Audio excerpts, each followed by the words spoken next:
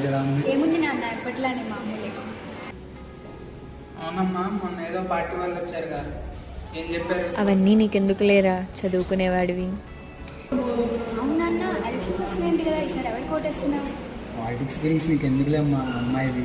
ఇంకా చాలా నాన్న, ఎన్నిసార్లు అంటావు ప్రతిదానికి అమ్మాయివి నీకెందుకు? చదువుకునేవాడిని నీకెందుకు? నాకెందుకు అంటావేంటి నాన్న? నేను ఫస్ట్ టైం కాలేజ్కి వెళ్ళే ముందు పిలిచి మరీ చెప్పావు కదా, అలా ఉండు ఇలా ఉండు, అది చేయి ఇది చేయాలి. మరి నేను రేపు ఫస్ట్ టైం ఓటేయడానికి వెళ్తున్నాను, దీని గురించి ఎవరు చెప్పరేంటి? అదంతా నీకు అవసరం లేదులేరా. అలా అంటావేంటి నాన్న? నాకు తెలియాలి కదా ఎవరికి వేస్తున్నానో ఎందుకు వేస్తున్నానో.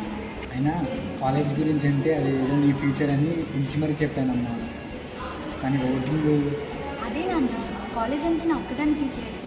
కానీ ఓటింగ్ అంటే మనందరి ఫ్యూచర్. అయినా భలే చెప్తారమ్మా మీరు. చదువుకునే వాళ్ళైతే ఎలక్షన్స్ పట్టించుకోకూడదా? అమ్మాయినైతే పాలిటిక్స్ గురించి తెలుసుకోకూడదా? Let them know and let them vote right.